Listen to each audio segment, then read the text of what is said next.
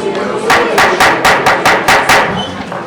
right, I'm going to call this the June meeting of the Lenore County Board of Education to order. We recognize Mr. Harvey for the invocation. Thank you, Mr. Chairman. Let us pray. May the words spoken in this room tonight be beneficial to the students, parents, staff, and administrators in our school system. And may we be led by the guiding principle to always base our decisions on the best interests of our young people. Amen. Amen. Please join me in the Pledge of Allegiance. Pledge allegiance to the flag of the United States of America and to the republic for which it stands, one nation, under God, indivisible, with liberty and justice for all.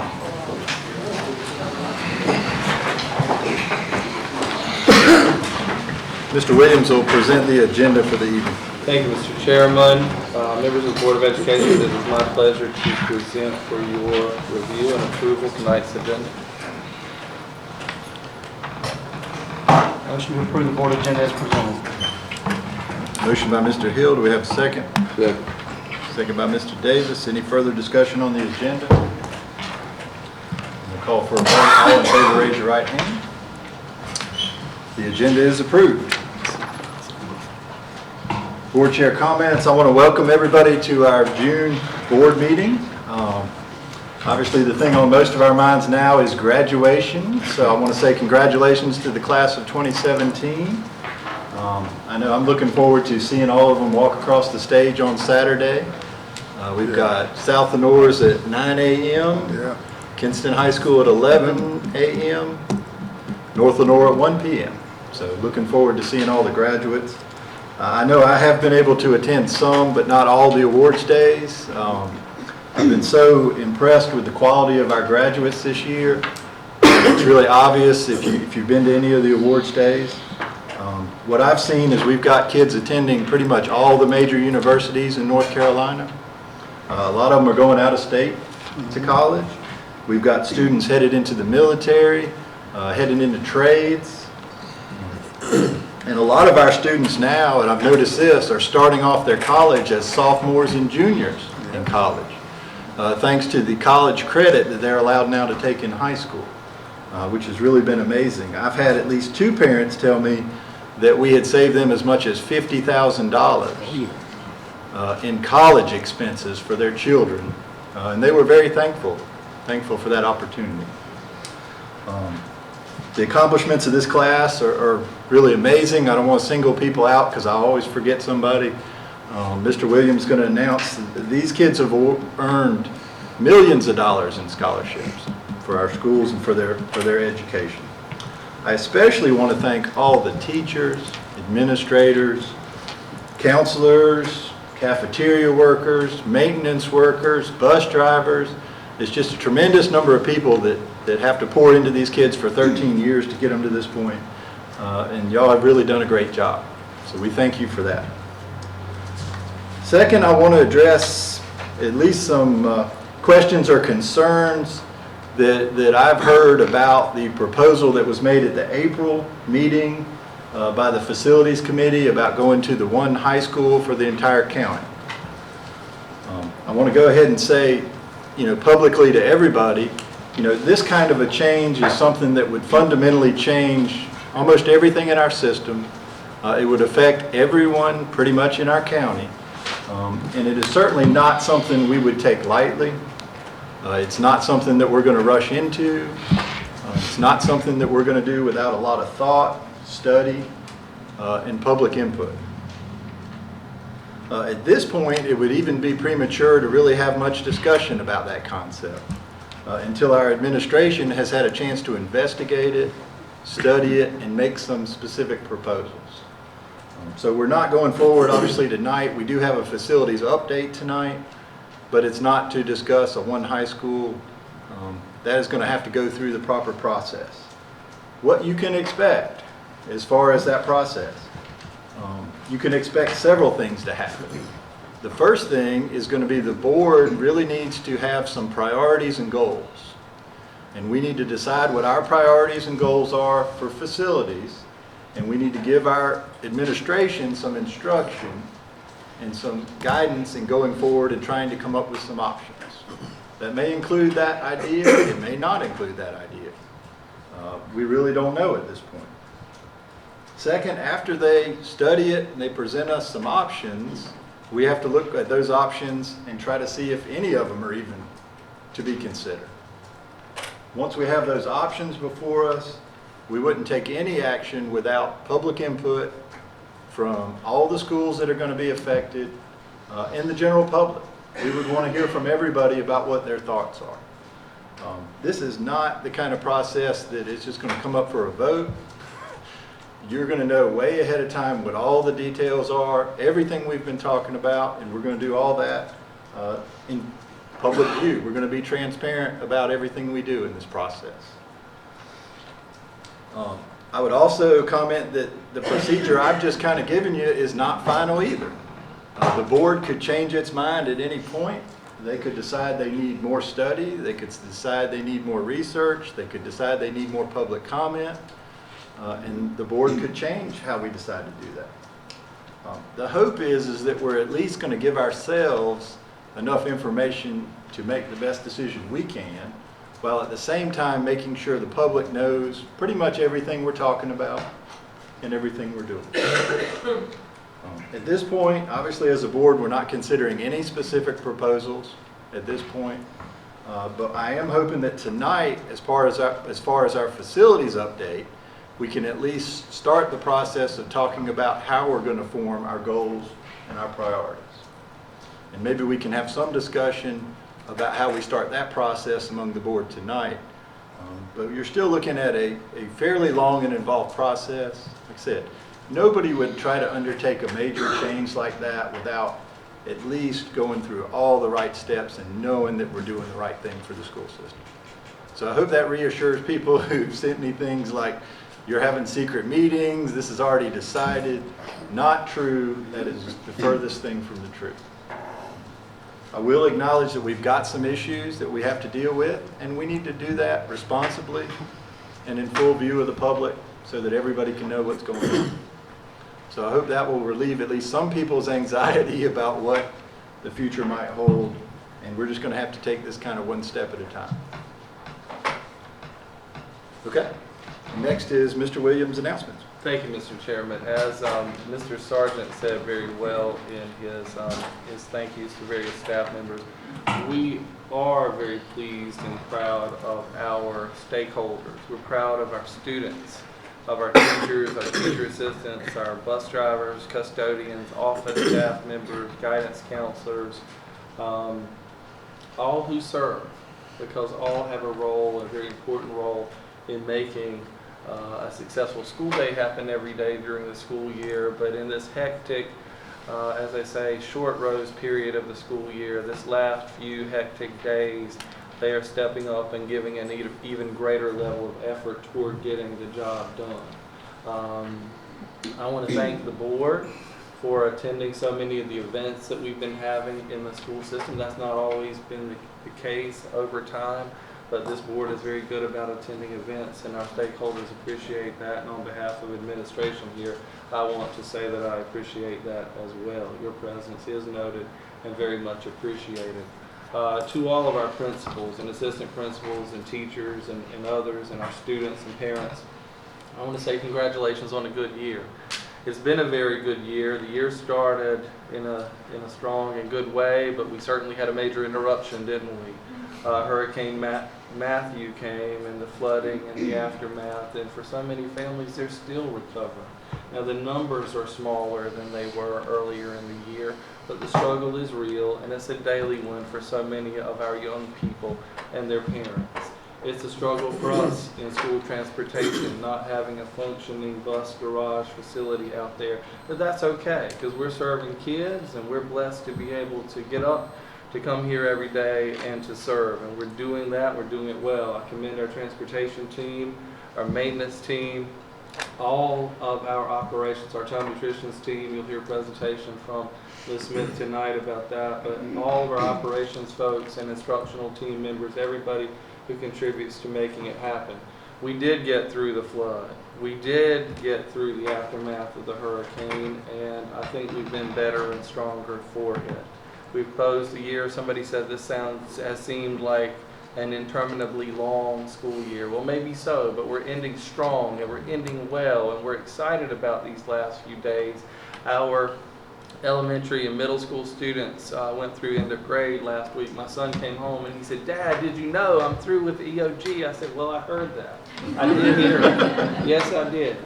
So our high school students and our high school staff members are going through end of course testing as we speak, and they started at a fast and furious pace today. So our thoughts will be with them this week. We know that they're going to finish strong as well. As Mr. Sargent indicated, on Saturday, over 600 of our students will graduate, or projected to graduate, and we're very pleased and by that, and very proud of them and of their accomplishments. So great job to all of our team members, and we're looking forward to a great last few days this week.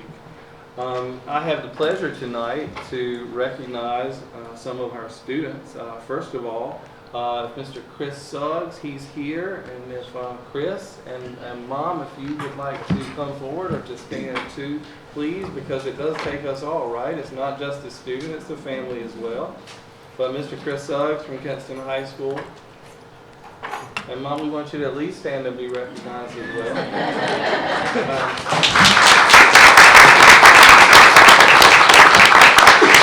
People know that Chris has had so many accomplishments. Just walking to the front gets you applause. Chris, isn't that great? That's outstanding.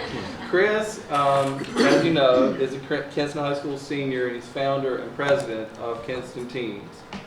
He's gained national praise from leaders in Washington, D.C. as the youngest person in history to be recognized with the Community Leadership Award from the United States Federal Bureau of Investigations.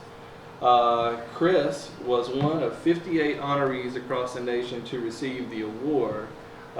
Chris, well, it says here where you want to go, but I prefer to let you tell everyone here where your plans for next year. This fall, I'll be attending the illustrious, beautiful, great University of North Carolina at Chapel Hill on a full ride scholarship.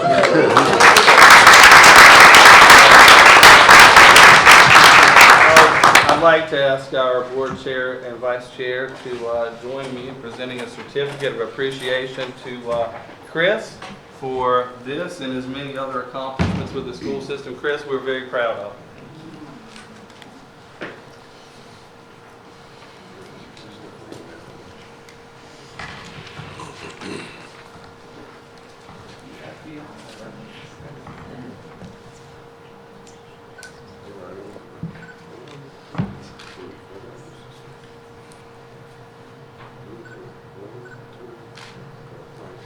How about another round of applause?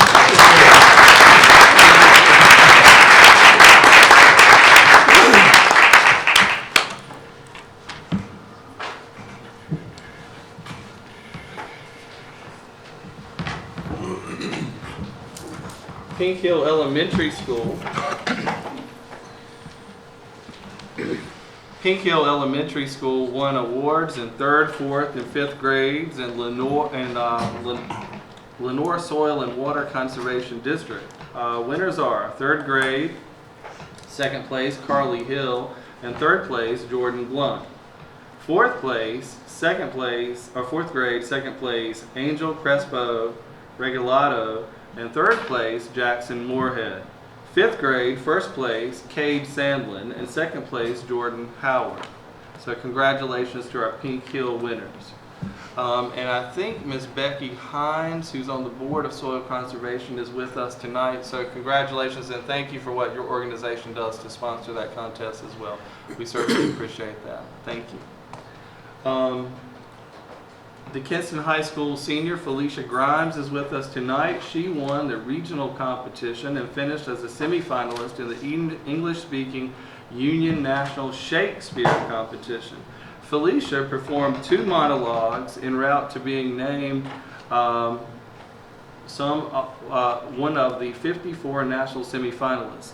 The May 1st competition, held in Lincoln Center in New York City, was the culmination of a competition that attracted more than 20,000 students at to the local, regional, and national levels. If Felicia would come forward now.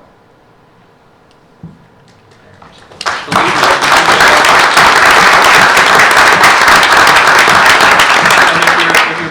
with you if they'd stand too. We'd also like to recognize Felicia's mom.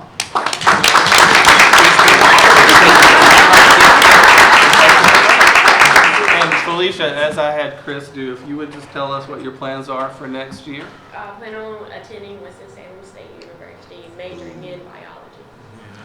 Thank you very much.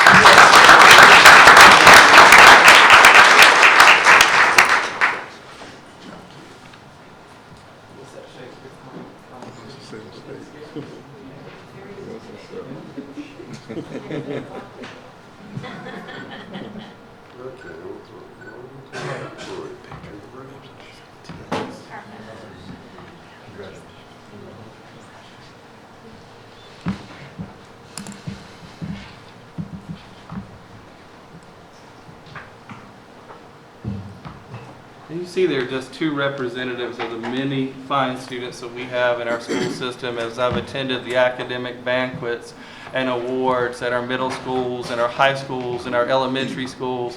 It truly has a profound impact on me and leaves me with the conclusion, without a doubt, that our best days indeed are ahead of us. And if anybody needs proof of that, they need only walk down the halls of any of our schools and into our classrooms. Our kids are the living proof, and I'm so proud of them. What a true blessing. And speaking of that, the total amount of scholarships, grants, and other financial aid awards for the class of 2017 for Lenoir County Public Schools is history-making in our district. It has reached an all-time high, and that's because of a lot of hard work. And moms and dads, you're here, and you know that because you've been filling out those scholarship applications. Students, you know that. Counselors, you know it. Administrators, you know it. Certainly teachers, you do as well. But for the class of 2017, just over, and it continues to go up every day, which is exciting, but at this point, just over $9 million in scholarship money. Let's give that a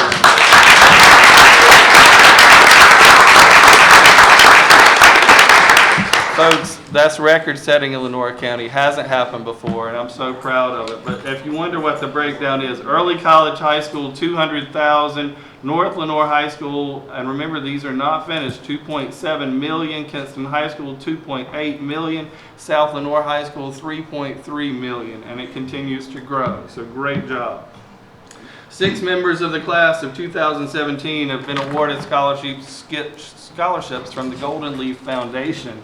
The scholarships are valued at $3,000 a year for 4 years. Scholarship recipients are from Early College, Cassidy Kennedy, and Carter Whitley, from Kinston High School, Miari Blunt, and Eureka Cook. And from North Lenoir High School, Jaliza Sauls and Stephen Spears. So congratulations to all of the Golden Leaf Scholarship winners. Mr. Chairman, this concludes my report. Thank you. Thank you, Mr. Williams. The next item is public comment. We do not have anyone signed up tonight, so we'll move to the first presentation, the ILCPS update. Ms. Lynch is here.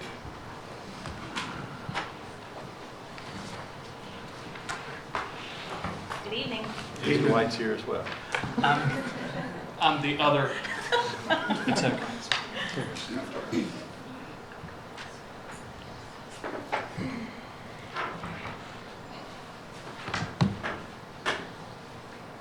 Excellent. So good evening. Now, we love, as y'all know, to have our real stars of digital learning come in throughout the school year, which is our teachers and our students. So unfortunately, you have to listen to me tonight, so I do apologize, and Ms. Lynch, of course.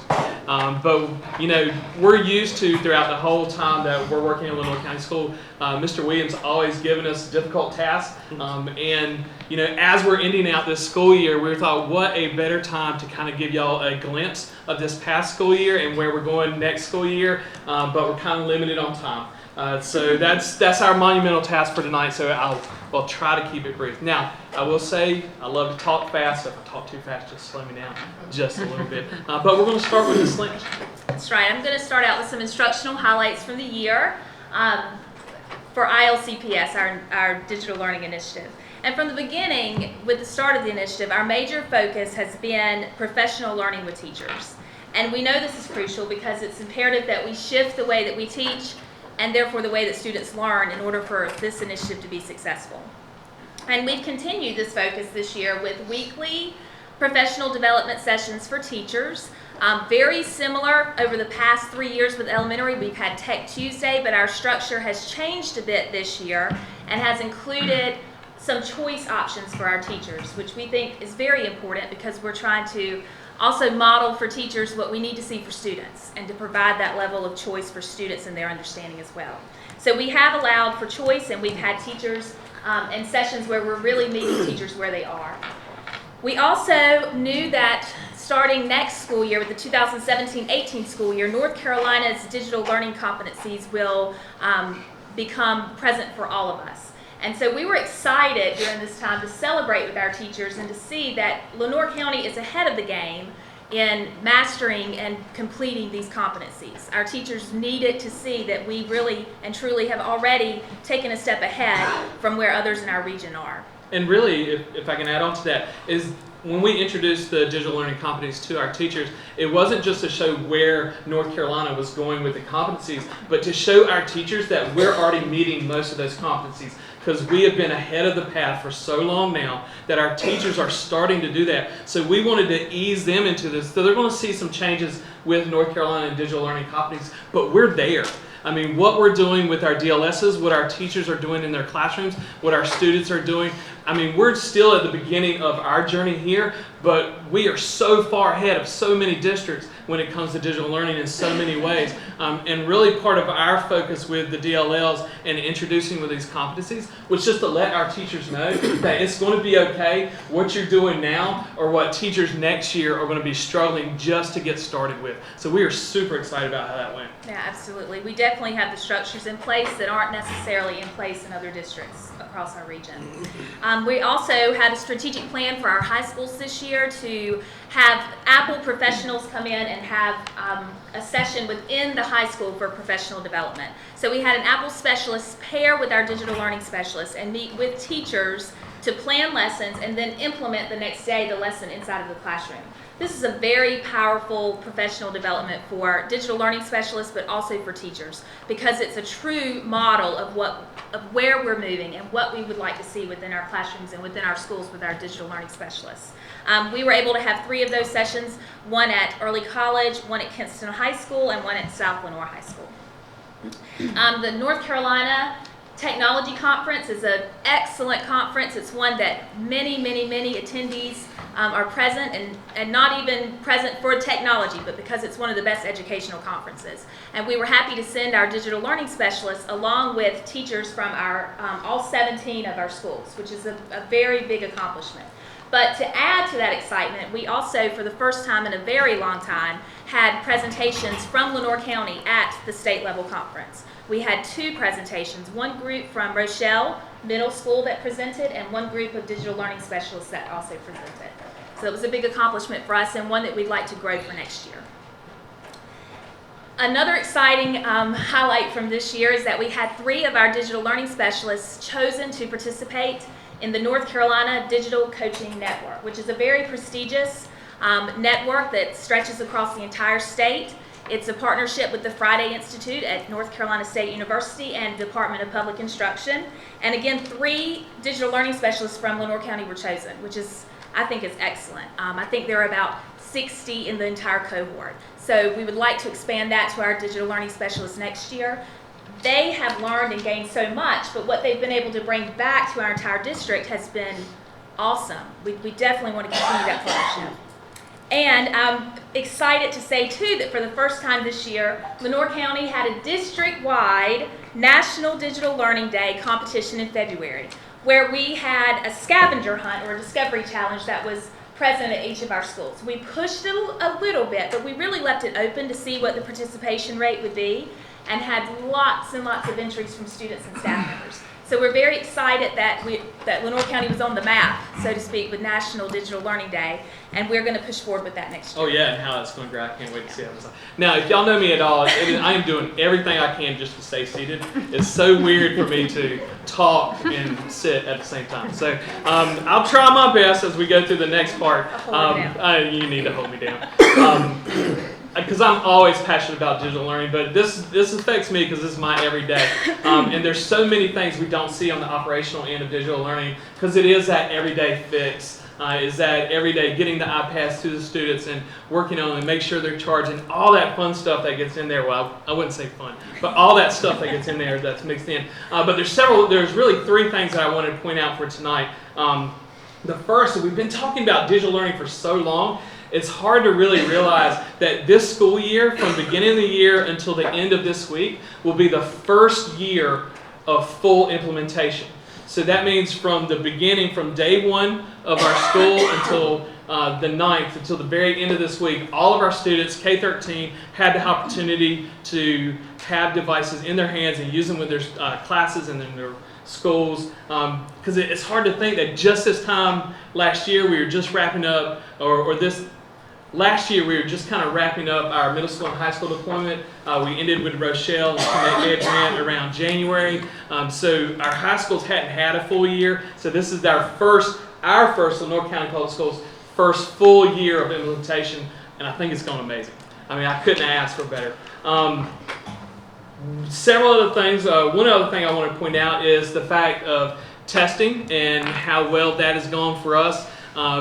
Just not last Friday, Friday before last, we ended up testing over 2,500 students in Lenoir County on their devices successfully. I might add, knock on wood, we still have a few tests to go, but it's amazing. So when we're talking about testing on devices, just to kind of put that in scale, we had over 2,500. That's every 5th grader, every 6th grader, every 7th grader, and every 8th grader that Friday taking online tests, either EOGs or their EOCs if they were in that level.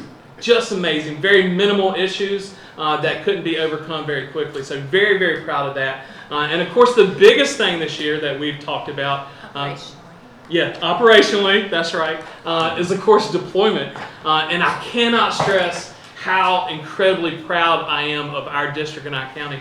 Now, just to put that in perspective, if we go back kind of in journey 3 years ago, when Stacy and I were sitting here talking about that, it took us almost 2 months to deploy out to our schools.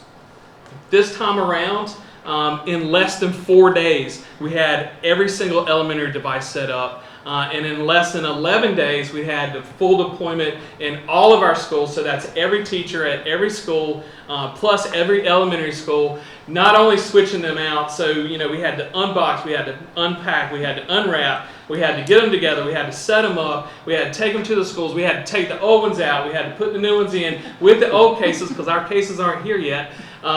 They'll come in later on. And all of that, so in less than 4 days, we had set up these devices. So it's really, you're talking about over 1,200 devices a day that we are setting up from scratch, straight out of the box. Just mounds and mounds. And, you know, part of it is some of the change that Apple has made, but a huge part of that I'm very proud of is our streamlined processes that we're just knowing it so much better. We've able to come up with processes. Even people from the Apple team were impressed and looked at the processes and noted what we did so they could take it to other places. I could not be happier with the way that went. In 11 days, we hit over 19 sites. You can see the statistics up there, just amazing. I could not have wished for more. So now I'll calm down a little bit so I can get over to Melissa. No, Mr. White is right. The deployment was a massive, massive undertaking. But from the outside looking in, I think and I hope that it appeared to be just seamless and smooth and just everyday business. You see on our slides that we have quotes as we're going on. And one thing that we really strive for this year is to make sure that we're listening to and gaining that feedback from our teachers at every step of the way. So after the professional development sessions, we would ask for feedback. After the deployment, we would ask for feedback. And it's very purposeful because we do want to make sure that we're tailoring our program to meet the needs of teachers, but also knowing that we've got to stretch our thinking as we go. One area that we want to expand upon next year is listening, continuing to listen to teachers, but really pulling in our student voices. This is an important piece that I don't think we've tackled just yet in our area, and I'm excited about. One thing that we have done so far this year is we've established and we've met with student advisory groups at each of our 3 traditional high schools, so Kinston High, North Lenoir, and South Lenoir. And they've been very powerful. The purpose of these groups is to gain this feedback from students to help us improve our program, but also it's a good pulse check for us to make sure that the processes we have in place are trickling down and we're really seeing them in the classroom from a student perspective. It's a very powerful piece. We're excited about continuing that. And we've also just completed a survey for teachers, for students, and for parent and community members that we've just closed out, and we're looking forward to that feedback as well. Any feedback we get, whether it's positive, negative, or neutral, can help us grow, and that's what we're searching for. And I will say, hands down, probably in all my years of working in Lenoir County Public Schools, in my last 3 years of working specifically with digital learning in the ILCPS initiative, meeting with our high school students and hearing their voice and not just listening to them, but actively taking what they're telling us and helping that shape next year has been so powerful, and that's probably been one of my most favorite things that I've taken in my entire career with Lenoir County Public Schools. Because we're not just blindly saying, okay, yeah, that's great, thanks for telling us, but we're actively taking what they're saying, and that is changing the way we are looking at next year. And we've already broken it down. We haven't presented it to everybody yet, but that's on our to-do list. But hands down, that is the most exciting thing for me. It is exciting. And we are excited next year to bring back our students and teachers for monthly ILCPS updates, so you won't have to hear us the whole time. But it is an important piece, and we do appreciate your attention, and we appreciate your support, because our teachers and our students are excited, and they're doing great work. They're doing great work outside of just digital learning, but it's a showcase, and we truly do feel and know that we're leaders in the region with this, and we want to continue to push that way. So thank you for your support, and we will try to answer any questions that you have. Any questions for Ms. Lynch or Mr. White? I just wanted to thank Mr. White and Ms. Lynch for all that they've done to lead the efforts, and specifically the efforts of our digital learning specialists as they've gone through this deployment. It's truly been amazing. So thank you for your hard work and leadership. Thank you. All right, thank y'all. Thank you. Next item for presentation is the NC Works grant. Ms. Herring. Thank you. Good evening, everyone. Good evening. Trying It's out again. to hijack the screen. As Ms. Herring's getting started, we have with us tonight Dr. Grimes from the senior leadership team at Lenoir Community College. She's not only largely responsible for, almost completely responsible for the NC Works grant, but also our deep and wide partnership with LCC. Dr. Grimes, thank you for being here and for all that you do for us.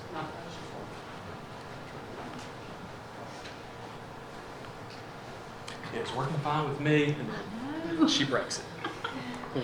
That's not a shock. I'm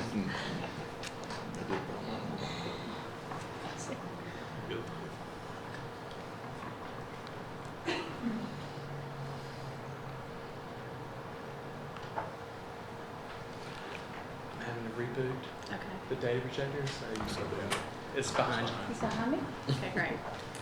Well, that's interesting. Okay, all right, we'll go ahead and get started. Okay, well, I want to reiterate what Mr. Williams said. I do want to thank Dr. Deborah Grimes for being with us tonight. This initiative that I'm going to share with you this evening is a result of her hard work in her partnership and the community college's partnership with the Lenoir County Public Schools. So I want to make sure Dr. Grimes knows how much we appreciate it. So thank you. So we're going to talk about the NC Works Career Coach Program. The purpose of the NC Works Career Coach Program is to place a community college career coach, or kind of like a guidance counselor, in our high schools to assist our students with determining their career goals and identifying community college programs that would enable our students to achieve these goals. Lenoir Community College partnership includes many, many things. First of all, this person is an employee of Lenoir Community College, and they will be hired and trained and supervised by the staff at LCC. LCC will cover the salary, benefits, and all other expenses related to the employment of this coach. They will also assist with the development of the pedagogical materials and technologies needed to enhance the advising process. They'll take care of all the criminal background checks because this employee will be working directly with our students. And in agreement that while they're on our campus, while they're LCC, while it's an LCC employee, while they're on our campus, the NC Career Coach will, of course, follow all of the local Board of Education rules and will be subject to the authority of our school building administration. The partnership includes several other things, and this is the things that are, this is really why we're doing it. It's to improve the quality and effectiveness of the post-secondary career counseling given to high school students and families. This person will also provide career development workshops. They'll bring speakers in. They'll focus on career assessments, placement testing, and this might not sound like much, but the placement testing and these assessments it's a tremendous hurdle every year, because our students who are taking the Career and College Promise courses have to enroll at LCC. They must be accepted, so they have to take the placement test. They have to go through that whole process like any other student at Lenoir Community College. And we are testing hundreds of students every year, and so this Career and College Coach will assist us with that task.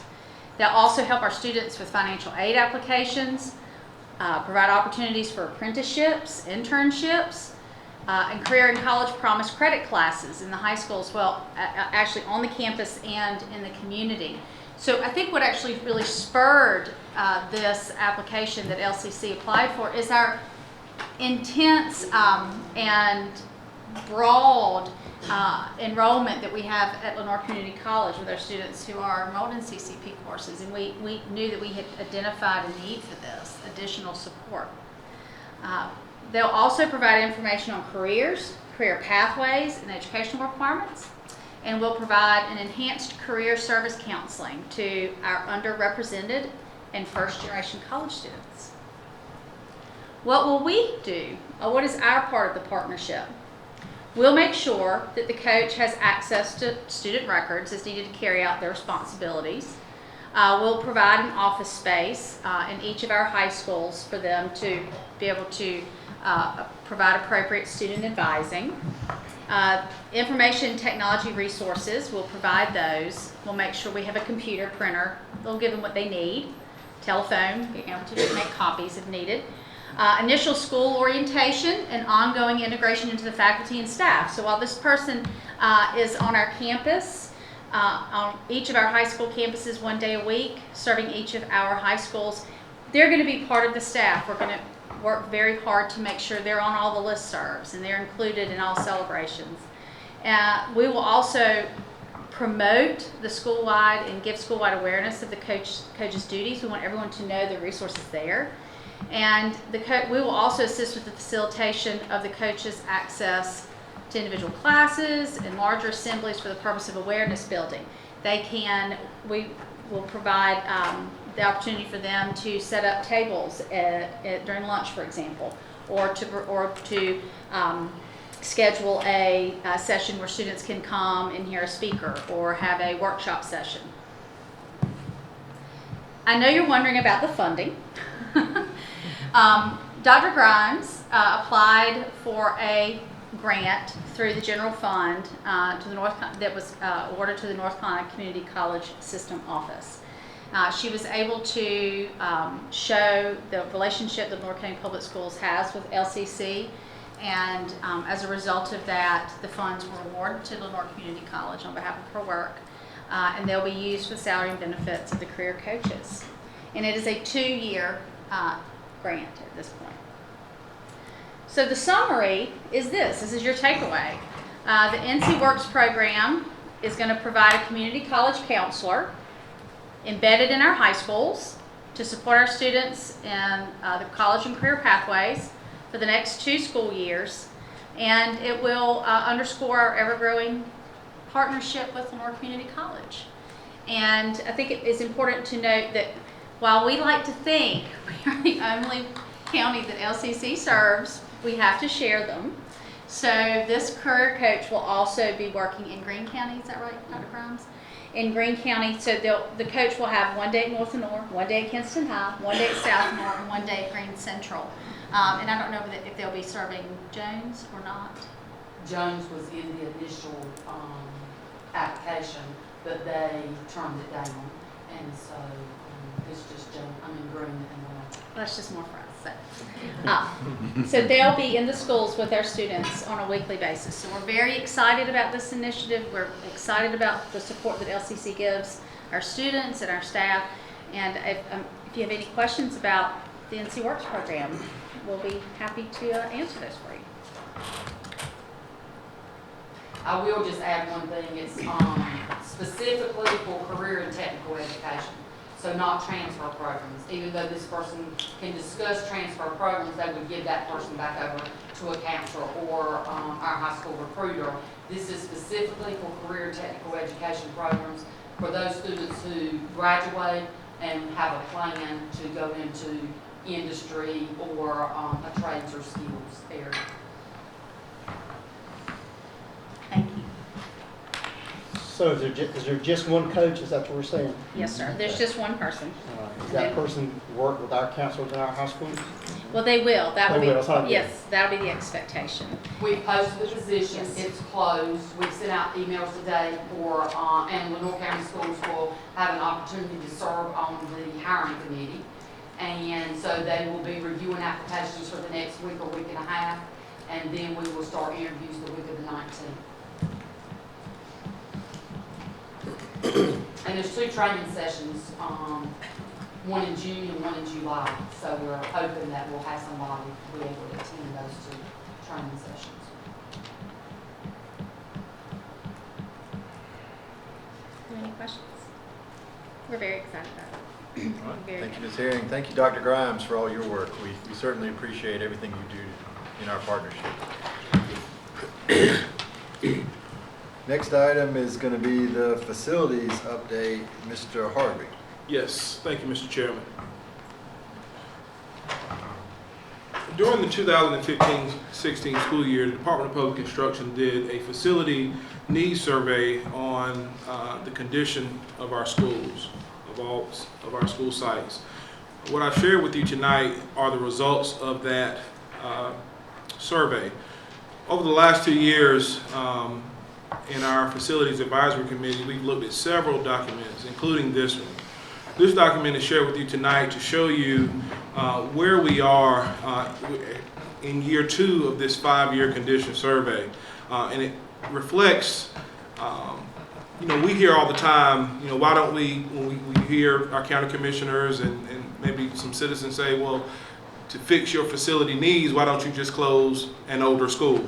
Well, as this document shows, we have several older schools. However, some of those older schools had renovations not too long ago.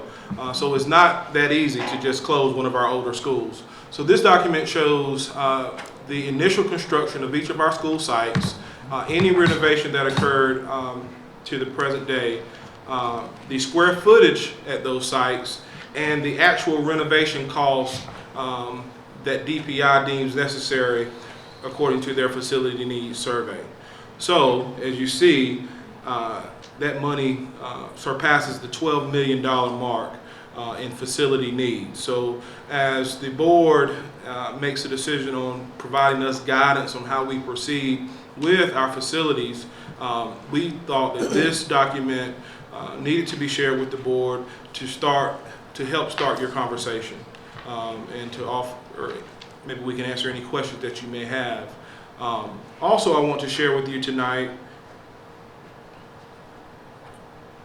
the actual dollars that we've received from our county commissioners for our capital projects since 2011. As you see, since 2011, the numbers have some years they've been better than others. But in 2011, we did receive over $1 million in capital needs, and that seemed like an anomaly compared to the other numbers. So I've shared with you what we requested in 2011. There were some very dire needs that were addressed in 2011. What I can share with you tonight, in the 2017 request, we requested and received $497,000. We have not asked for anything that is not essential to the functionality of our school system. We have not asked for covered walkways. We have not asked for repairs to parking lots. We've asked for essential items, boilers, HVAC systems, roofing needs and replacements if they are beyond repair. We've asked for the bare minimum to so our schools can function as we enter the 2017-18 school year. So we thought that we would share these two documents with the board tonight as we begin our conversation to address our facility needs. And I'll entertain any questions that you may have.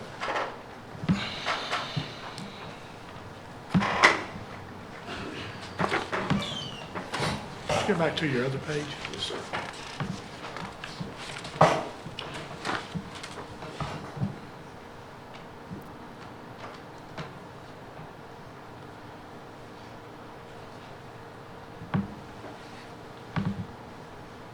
Some of the newer schools, the 3 elementary schools in the top, what would be some of those $100,000 plus? What would be that for?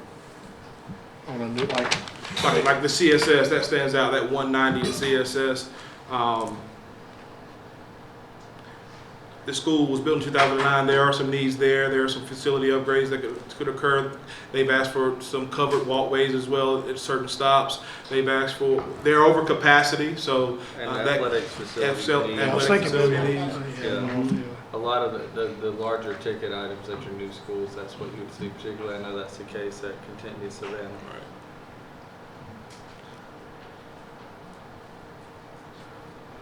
And this is, just to be clear, this is your 5-year, basically, what you anticipate our schools will need in the next 5 years? Yes, sir. About $12.7 million? Yes.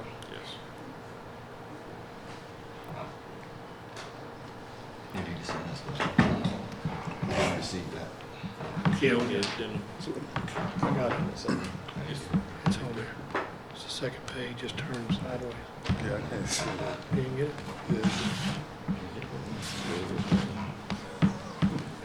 Second page. Scroll up.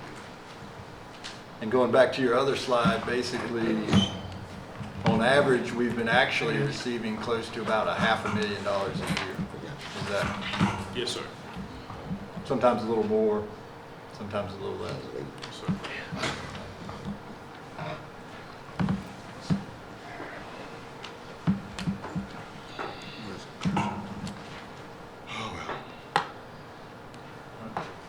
I don't know if you want to turn the light on. And I think it's probably as good a time as any among the board members. We need to, at some point, we're going to have to decide, what are our priorities, what are our goals in moving forward on facilities. And I think the first question for the board is probably, how do you want to go about discussing that? Do you want to do it at an open meeting like in this setting? Do you want to schedule a work session where we can just concentrate on facilities and not have to be in the middle of a meeting like this? And I was interested in I know the administration likes some input on it. If we need to schedule a work session so that we can sit down and talk more about these, we'll be glad to do it.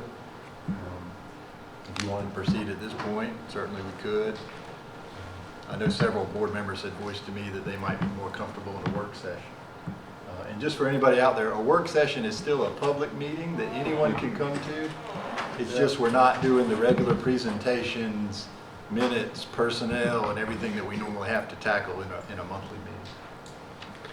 I just said that. Yes. What's that? No board action, just so we know.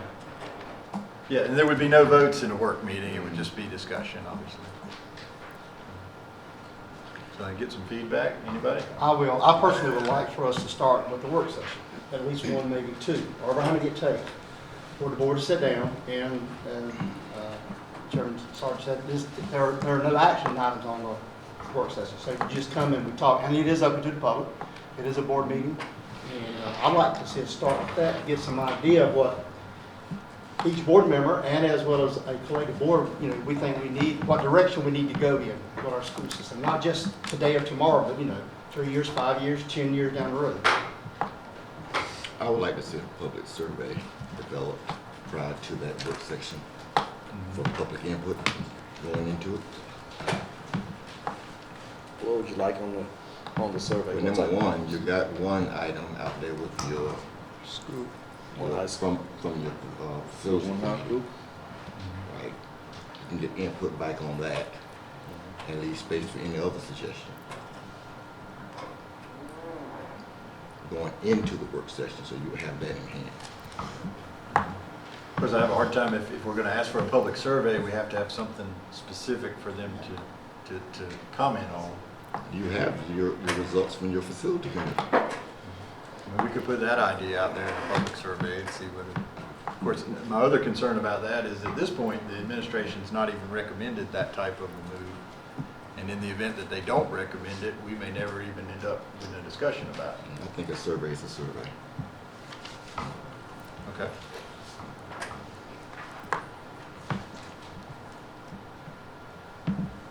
My input is that Ms. Woods? Yes, sir. we got to prioritize what's important, to continue to meet the needs of the students. When I look at what he has presented here today is asking for a lot of money and we're not fully utilizing the capacity that we have. From a business standpoint, that's one of the first things you address is get your capacity right.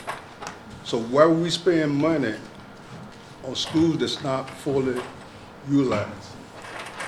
I think that's one of the questions we got, must bring up and talk about.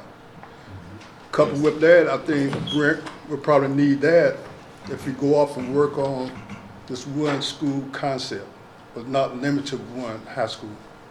We need to prioritize what's important before we even go there. So those would be some things to be discussed in a Work session. In the work session, yes. And just so I'll make sure I'm clear, the numbers you gave don't have anything to do with numbers, with capacities. This is just things that we need Right. now, or will need. And to be honest with you, we've given you the capacity numbers before. Before, yeah. We've given you the enrollment numbers before. I didn't feel like you needed to see that again, because I feel like we put it out there a couple times. But if we have a work session, certainly we'll go through all that again. Yeah. Now, I'm not sure exactly what the order of the process should be, but I agree with Mr. Anderson about getting some public input, but I'm not sure if maybe we as a board need to sit down first, and even we have to work on that survey or with the administration, maybe work on something that's the kind of questions we want to ask. You just wouldn't want to just say, what's your opinion? You want their opinion about certain things. If we're talking about facilities. Just be talking out loud again. Anybody else? I'd rather do the work session. Mr. Williams, what do you think? We could set up a work session for the board? Sure. We have the next meeting on the 29th. We could do a work session on the 28th. If that works for everybody's calendar. And then we're heading after that week, we're heading to the July 4th meeting. So, That would be Wednesday and Thursday. if you recall, traditionally we have our July meeting right 2 days before the 1st July, because that's the end of our fiscal year. So we always have that July meeting, like, I think it's scheduled for June the 29th here. what time are we meeting? What time would you like to hold? It's up to the board.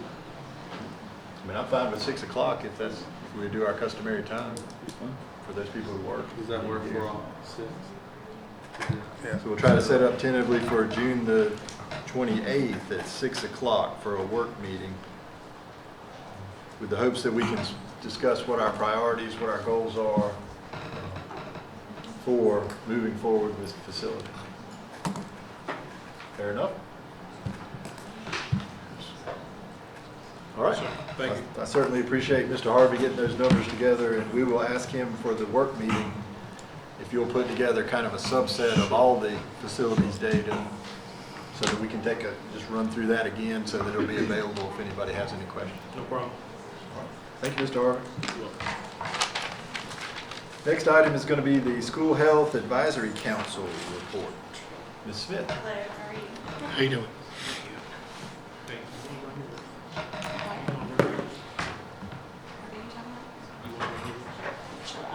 No.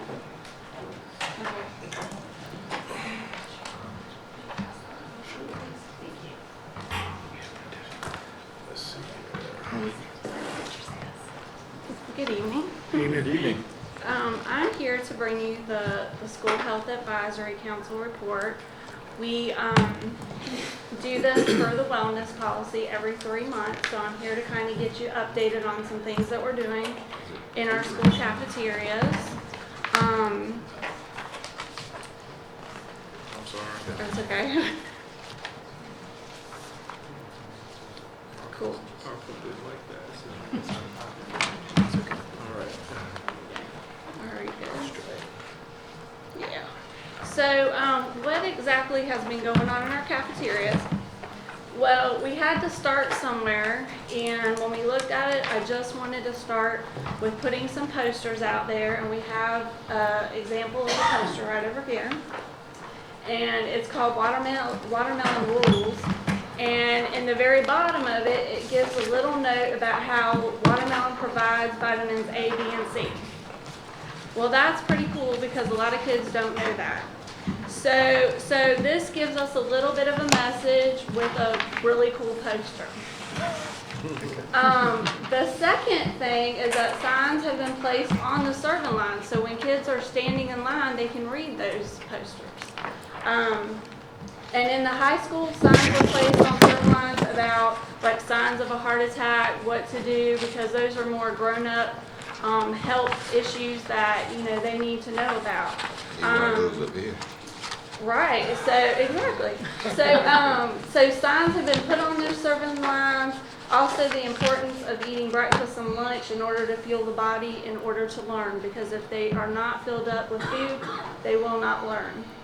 They will be thinking about hunger all day. So anyway, so we go on to the next one.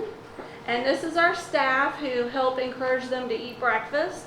And they are great staff over at Pink Hill, and they are awesome. And the next one is another example of a sign that we put on our serving line. And that is the heart attack sign where it shows the heart attack warning signs, and that was in our high school. This was for National School Breakfast Week. We put this sign up because we want to bring them into our school cafeterias for breakfast. And our thing is, I had a student that said, well, what if I have breakfast at home? And I said, well, that's great that you have breakfast at home, but what if you don't have time for breakfast at home? They said, well, I haven't had breakfast in the cafeteria. And I said, well, why don't you come in and try it? So our main thing is if we can get a couple kids to come in and try, that's what we're aiming for. We're not here to make somebody do something. We're here to be there in case mom and dad are very busy and they're running out the door, and sometimes those kids do not get breakfast, and we want to make sure that they have a chance to get breakfast. So the next one is a poster about food plates and what different groups we have. So we have protein, vegetables, fruits, and grains. And that was put on our serving lines as well, so that way it would educate our students about the different food groups. And this was during National School Breakfast Week in some of our school cafeterias. And they had punch cards, so when the students came in for breakfast, they punched their cards, and if they came to see them like 3 out of 5 days, they got a really cool prize for trying breakfast, just to try it, and we have had some great results. So also we did a step challenge that was organized for principals, cafeteria staff, and central office, and it was very, very good, and we had a great participation rate. And we also had central office staff that came together and was paired with the schools. So it wasn't like the central office staff was here by themselves. They were actually given schools as part of being on that team. So that got different teams together. So we did have prizes, and we're actually going to announce those tomorrow at the principal's meeting. The step challenge purpose was to increase activity, and it did. And a lot of people said that they really felt good walking, and a lot of the cafeteria teams actually went walking on the break. And it actually lowers blood pressure. You're fine. Sorry. You're fine. So what are our goals for this upcoming school year? Well, we want to create staff personal wellness goals and provide all staff members the opportunity to participate in other goal challenges. So it might be fruits and vegetables, rethink your drink, how many sodas are you drinking? You know, every cafeteria will participate in National School Lunch Week and National School Breakfast this year, coming up. So they are going to, we have themes, and we're going to have themes again this upcoming year, and we want all of them to participate in that, because we do want to stress the importance of eating a great lunch, healthy lunch, and a great breakfast. Okay, flu shots for staff held at the central office, a step challenge for students and staff on a school level basis. That's one of our goals. We also want to put out a newsletter out to staff every 3 months about wellness. And you know, I'm working with Nicole Sugg, who is a nurse with the central office, and she works out in the school system. And we're going to work on that to have a newsletter out to our staff every 3 months. I think that will be great. Child Nutrition Department will apply for the Fresh Fruits and Vegetable Grant for 2017-2018 for 2 schools in the upcoming year. The program is where students get to have a fresh fruit or vegetable for a snack. And it cannot be during lunch or breakfast time, but it has to be outside of those times. So they can have it up to 3 times a week. And so the whole purpose is that, you know, a lot of kids, when you ask them, do they know what broccoli is, they don't. And I'm like, what are you talking about? But when I was on the serving line and I said, do you want cheese with your trees? And they kind of looked at me like, trees? And then I said, don't they look like trees? Oh, that's broccoli. So they knew what broccoli was if I said it looked like trees. And it was great. We had a great time with that. But, you know, there's an education piece to it. There's their learning. They go out to and the whole key is to catch them when they're young and educate them so that way they will eat healthy as they get older. We also participate in Farm to School with our local farmers. Our child nutrition staff, all of our staff are going on a field trip June 12th. We are going out to a farm that actually has to follow regulations, and their food, their produce is being taken to school departments. And so we are going to be finding out what exactly they have to do to be able to sell their produce, and what their pack houses look like, and that kind of thing. And so that's what our child nutrition staff will be doing on June 12th.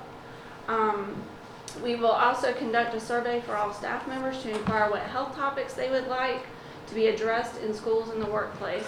We need to have goals based on what their interests are as well and what they want to know about. Please come, you are invited. The Shack and Alliance meeting is held on the last Tuesday of every month, September through June. And it is held at the Veterans Home on Hull Road at 8:30 in the morning. These meetings are open to the public and is a great source of resources. Many different groups from the hospital to just different groups that are represented, and it's a great resource. Parents, LPCS staff, board members, you can come and hear what great resources they have. And you know, it's a great way to get together and we talk about health topics and what we can do to get the word out there. Does anyone have any questions? And I had some literature, and I gave my cafeteria managers a big mission. And for open house next school year, our cafeteria managers are going to be out there in their cafeterias, and they're going to give cafeteria tours. And they're going to be giving out that literature, because on teamnutrition.gov we have free literature that talks about My Plate and the different food groups. And so we're trying to get nutrition education out there, not only in our cafeterias but also at home. And so it's important that if we're trying to teach the kids how to be healthy, we want to pass that information on to the families. So we are going to have those materials available and a table set up at every school cafeteria when open house happens. And we're really excited about that, and the managers are super excited about that. We do have new equipment coming in, steamers that are going to help steam fresh fruits and vegetables. And you know, that's going to reduce sodium in our diets for the kids because we have to meet a certain target in the future within the next couple years. So instead of having canned vegetables, we're having frozen and fresh vegetables, and that's helping to bring down the sodium rate. So we are super excited about that. You know, we're doing our best to get the word out to eat healthy. So, anybody have any questions? How do you make that tasty? Well, we are working on seasoning, and we have great seasoning that we are working on right now for that. Okay. And we're excited about that too. They won't eat if it can't Ms. taste. Harvey, you at the That's controls? right. Are you at the controls? Yep. Can you go back one? Yep. The farm to school, is that something we participate in now, or is that something you're looking at? We are participating in that now. We Okay. just had fresh strawberries sent to all of our cafeterias. The students have been having fresh strawberries from farms that are local around here. Right. However, they have to follow certain regulations. They have to be GAP certified. You know, they have to have someone that has to inspect their farms before we can even buy produce from them. So we have had local strawberry farms right around here that have been participating in that, and we have been buying from them. Okay, so are there any plans to go, further with that, other than strawberries? Yes. Well, what we get is we get a schedule of what is available. And just like anything with farms, it's very unpredictable, but we do buy when we can. We had apples not too long ago that we bought from them. And, so, we're looking at watermelon this summer and cantaloupe, so we are going forward with that. Yes. It's pretty exciting, actually, that we have some great farms around here. That and we're actually going to Basin. I keep saying it wrong, but Basin. And sorry, I keep saying Bison, and they say no, Basin. Okay, so anyway, Basin. We're going to Basin on June 12th. Sorry. Wayne County. Basin, yes. So we're going there on June 12th, and it is Cottle Farms, and we are super excited about that. So. What does GAP stand for, GAP certified? GAP certification is water quality, and also there's certain criteria that farmer has to go by. So there's water quality, there's, the animals, how they're getting, you have to, there's certain qualifications. And so they have certain inspectors that come in, and then they have to inspect it in order to become GAP certified. What is GAP the acronym for? That's what I was trying I to do get not at. know. Okay. So, I don't know, but I do know that it has to do with the water quality, how the crops are being taken care of. I mean, there's a lot of criteria that goes into it because you are feeding populations that are special populations. So. Can't you get a list of the farmers that are in our area that are certified? Or do we have a list of farmers? I mean, they have to be certified, right? Well, we go through the Department of Public Instruction, so they tell us who we can buy from. Okay. So it's not like we can just go find Right. a farm, but we have certain, and actually it is the NCDA that also looks into it for us, and then they actually go that one step further and buy the produce for us. But it is North Carolina Farm Fresh Produce. And it's actually right around here. So, I've been told that there's several farms right around here that we buy from. They haven't told me specifically, but I do know that there's several right around here. And that the one farm that we're going to on Monday specifically has a lot of business with us. So. The GAP stands for Good Agricultural Practices. Yeah. Thank you, Ms. Thank you. Thank you, Ms. Smith. I'd also like to thank Ms. Smith for how progressive she's been in her planning for child nutrition this year. They're moving forward not only with investing in infrastructure upgrades, but also in looking at more progressive ideas like training of staff and you mentioned the field trip for staff and educating our children about nutrition. So thanks for what you're doing. Thank you. All right, we'll move on to the NCSBA policy revisions. Mr. Williams. Submitted for your consideration, you have a list of policies recommended, revisions recommended by the North Carolina School Boards Association through the Policies to Leave Schools PLS subscription in response to recent legislative action. They're presented tonight for board study with action to be taken at a future meeting. And consistent with our policies, this is a first reading of these policies. Does anybody have any questions at this point for Mr. Williams? So we'll put this on a subsequent meeting for consideration by the board. Next item is the financial report. Mr. Adams. Good evening, board members. Thank you. The May 2017 financial report summarizes budget and year-to-date activity for all Lenore County Board of Education funds as of May 31st, 2017. Additionally, the report presents the local current fund balance as of May 31st.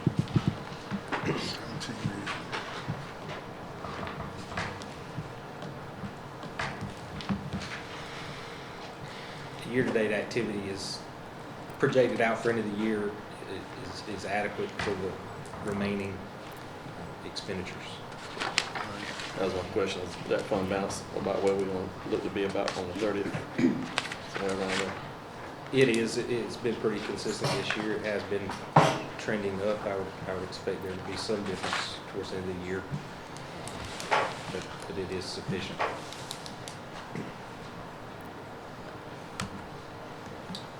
Any other questions for Mr. Adams on the financial report? We'll move into the action portion of the agenda, budget amendment number 5. Yes, sir. I assume this will be the last one for this year? June 29th. Budget amendment number 5 is being used to revise the working budget of the Lenore County Board of Education to reflect changes that have occurred throughout the fiscal year. Changes reported to state, federal, and capital outlay. Changes are listed. For classroom teachers, we received additional funding for new teacher orientation. In non-instructional support, we received funding for sub-pay for the months of March and April. In technology, there is a small amount of interest earned. PRC 046 for bonuses, there was a revision and reallocation of the 3rd grade reading bonuses. And in 056 transportation, special engine contingencies, as well as early college second semester funding, as well as some other contingency allotments. Federal grant funds, we are budgeting the PRC 101 Title V abstinence education program, as well as additional funds for the special needs targeted assistance. And in local capital outlay funds, some additional funds from DPI were received for the financial purchase of school buses. I'd be happy to answer any questions on any of the items.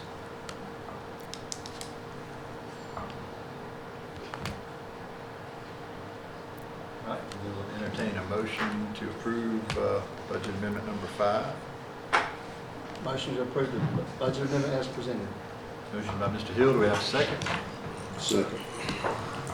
Give that one to Mr. Woods, just in the wire. Any further discussion on budget amendment number 5 as presented? We'll call for a vote. All in favor, raise your right hand. Budget amendment is approved. Thank you. Thank you, Mr. Adams. Next item is Tharrington Smith retainer rates and agreement. Thank you, Mr. Chairman. Mr. Williams. Thank you, Mr. Chairman.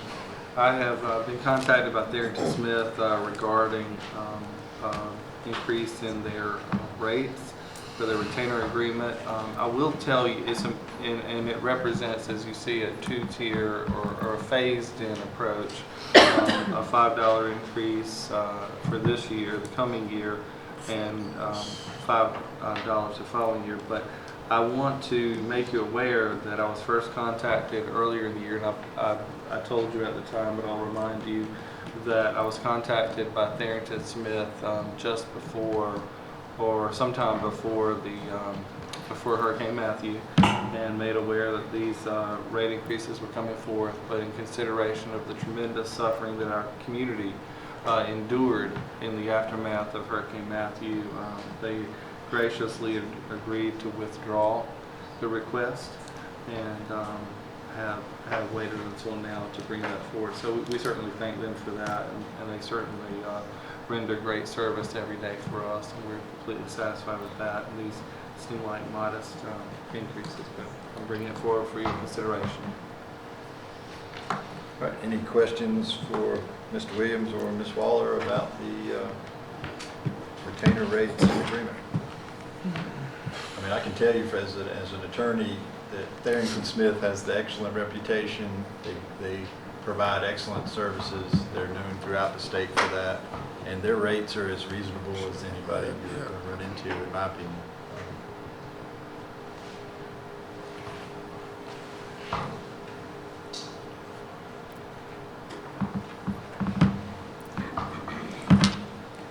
Any other questions? We entertain a motion to accept the... Motion to accept the new rates. Motion by Mr. King. Do we have a second? Second by Mr. Davis. Any further discussion on the retainer rates and agreement as presented? And we'll call it for a vote. All in favor, raise your right hand. It is approved. We'll keep Ms. Waller around at least for 2 more years. Thank you. Don't take us yet. And we obviously thank her for her good work for us. And you may not know it, but Tharrington Smith provides services, legal services on a number of levels for the school system. It's not just an attorney to advise the board in our special education programs. There's a lot of very technical legal contracts and issues that we have to have an attorney for, and they provide a wide range of services to us. Next item is the board meeting dates for 2017-2018. Mr. Williams. Yes, sir. Presented tonight for your consideration and approval are the board meeting dates for 2017 and 2018. You see your explanations there, detailed explanations for any changes from a regular meeting date.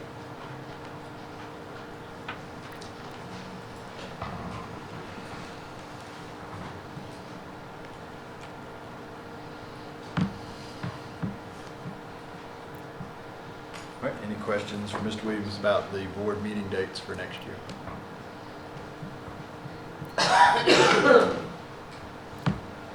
We'll entertain a motion to approve the meeting dates. Motion to approve the board meeting dates for 2017 and 18. All right, motion by Mr. Hill. Do we have a second? Second. Second by Mr. King. Any further discussion on the meeting dates? If not, we'll call for a vote. All in favor, raise your right hand. Meeting dates are approved. Next item is the analysis of student work process. Ms. Cole, thank you for hanging with us to the end here. I hope we're close to the end.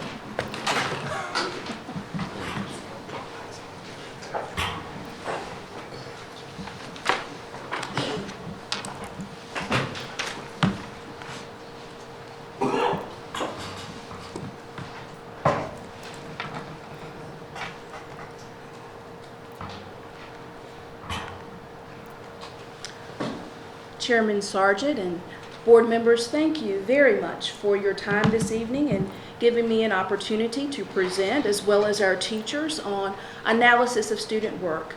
We have information to share, and we respectfully request your support on submitting an application to the State Board of Education regarding analysis of student work.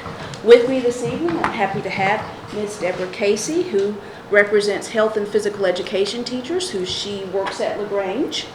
We have Ms. Christy White, who represents fine arts teachers, and she's employed at Banks Elementary.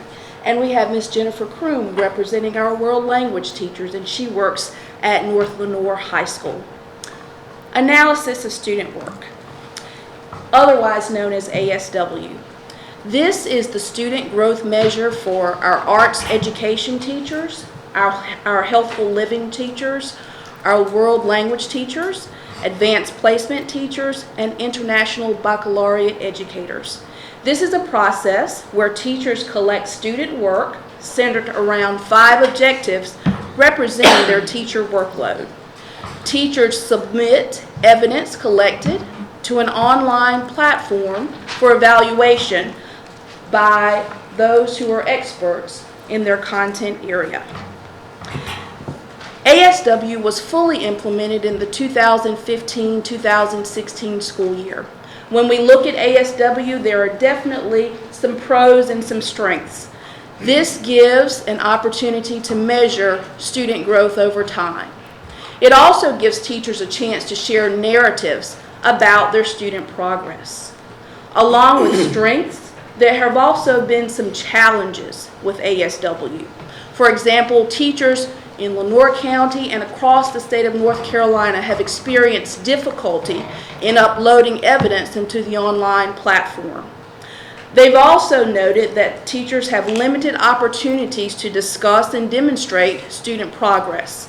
Additionally, we've experienced limited teacher confidence in the objectivity of the rating process. For example, last school year, we had teachers that worked together collaboratively, submitted very similar information. Some teachers were successful with the process, some teachers were not, but they submitted the exact same information. We've also had teachers to experience not enough certified raters with the state to make an actual rating in their content area. Again, there are strengths, but there have been some challenges. At this time, we would like to take advantage of a window that the state has opened for flexibility. This window would give districts the opportunity to determine student growth ratings for our educators. Last year, approximately 44 school districts submitted and received support and approval from the State Board of Education.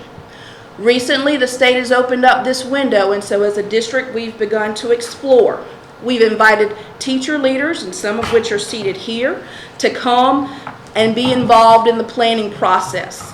We also had administrators, one from each grade span, to take part in this planning and exploration process.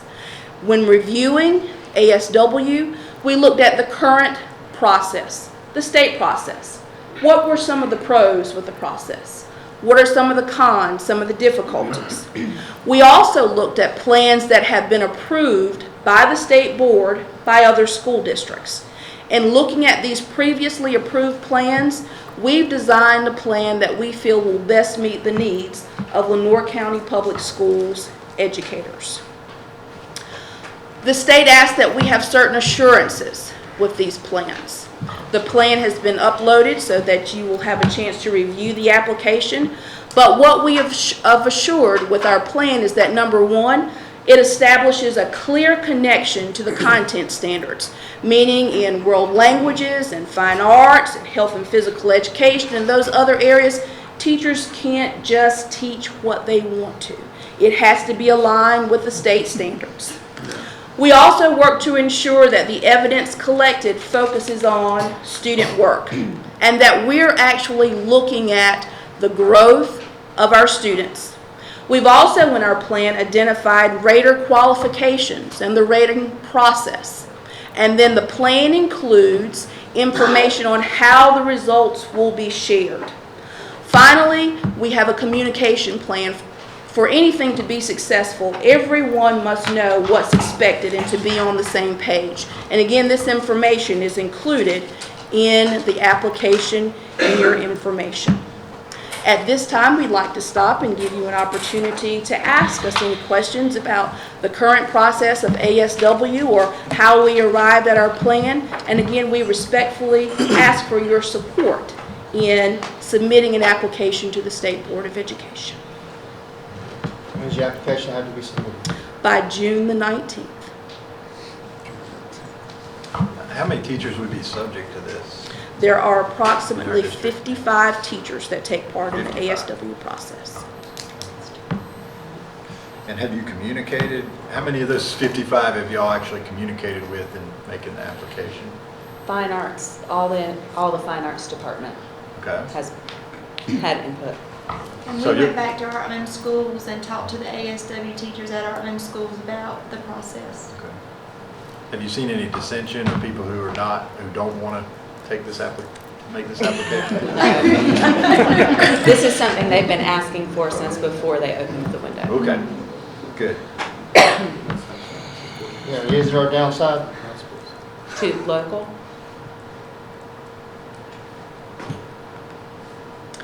Not, It's just greater flexibility. yeah. These evaluations, what specifically are they used for? Are they used internally by the administration, or is that what their ultimate purpose is?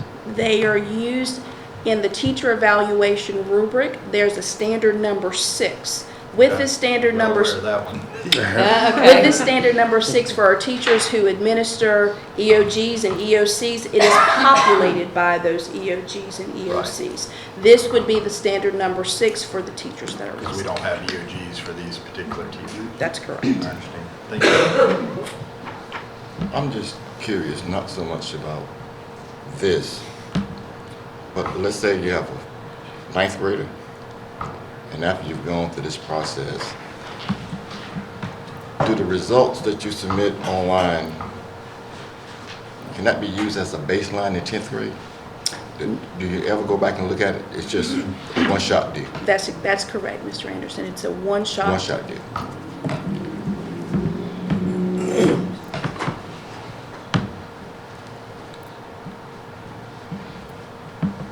I move we approve the application for flexibility. All right, motion by Mr. Anderson to approve the application. Do we have a second? Second. Second by Mr. Hill. Any further discussion on the application for analysis of student work? All right, we'll call for a vote. All in favor, raise your right hand. It is approved. Thank And I you. want to thank y'all for your work on that. Thank you. Thank you. All right, moving on to surplus equipment. Mr. Harvey. Thank you, Mr. Chairman. By the size of the photos in this file, I really wanted you to see this equipment. How this equipment has met from our maintenance and from our child nutrition department. These items have met and exceeded their life expectancy. We're asking the board to deem these items as surplus with the proceeds to go back to the respective departments. I used to go junk. You got it. Do we have the full Zoom on? Yeah, yeah, I really wanted to see it. Yeah. You were there. Yes, sir. We need a Motion to motion. approve the submitted items as surplus and to dispose of the proceeds and return to the school system. All right, motion by Mr. Hill. Do we have a second? Second. Second by Mr. Davis. Any further discussion about surplus property? We'll call for a vote. All in favor, raise your right hand. It's approved. Thank you, Mr. Harvey. Thank you. We will now entertain a motion to go into closed session. I move that the North County Board of Education go to closed session under North Carolina General Statute 143-318.11 to prevent disclosure of confidential personnel files to consult the board's attorney in order to preserve the attorney-client privilege and consider matters relating to additional employment of an individual employee. All right, motion by Mr. Hill. Do we have a second? Second. Second by Mr. Smith. All in favor going into closed session, raise your right hand. We are now in closed session. Thank you. We're now back in open session. We'll entertain a motion to approve the personnel report with the addendum. Move to approve the personnel report with the addendum. All right. Second. Motion by Mr. Anderson, second by Mr. Smith. Before we call for a vote. I need to recuse myself. My wife is on the personnel report. Okay. Mr. Hill's recusal is noted. All in favor of approving the personnel report with the addendum, raise your right hand. It is approved. Mr. Williams, do you have an announcement for us? Yes, sir. Thank you. I'd like to recognize our new administrative team assignments and folks in their new roles. First, for Human Resources Director, I want to say that we'll miss Ms. Robin Robertson, big shoes to fill. Robin's pretty much a legend in HR in Leavenworth County. She gets all the good, the bad, the other. She said, well, HR always gets it. Yes, it does. So Robin, thank you for all of your hard work over the years, and you'll be sorely missed. But our efforts must go on, and they will, with a new team member. And it was a very, very difficult task. We had some strong candidates, and We certainly are very pleased to welcome aboard Ms. Tracy Cole as our new Director of Human Resources. Let's give her a round of applause.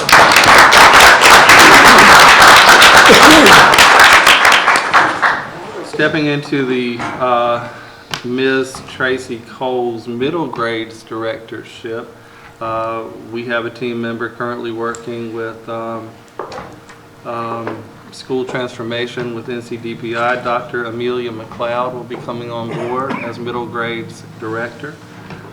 So we welcome her. She'll be coming to us as a veteran principal, a veteran turnaround coach, district level coach, school level coach, and now regional coach with NCDPI. So very pleased to have someone of her caliber coming to work with us. In the elementary director spot, vacated by Dr. Amanda Bullard, we will have Dr. Deb Winings, who is coming to us, bless you, as a veteran principal with many years of experience and expertise to bring to the role, and we're excited about her stepping into that role. She's been working with us at Southeast Elementary School and at Northeast Elementary School, and she's been doing a great job in the curriculum coach role and stepping back into a lead administrative role. So we're excited for that. Director of Testing and Accountability, Ms. Becky Whittington, also leaves very big shoes to fill. She's demonstrated exemplary service and we'll miss her very much. Stepping into that role will be current Kinston High School principal, Mr. Brian Corey. So Mr. Corey, welcome. And we will advertise the position at Kinston High School, the principalship, and we'll begin interviewing immediately, and we'll have a name on the next board meeting on the 29th. So thank you very much. All right, thank you, Mr. Williams. Do we have a motion to adjourn? So moved. Second. Motion by Mr. Anderson, second by Mr. Davis. All in favor of adjournment, raise your right hand. We are now adjourned. Thank you very much. All right. Well done. Good, we'll have a work meeting.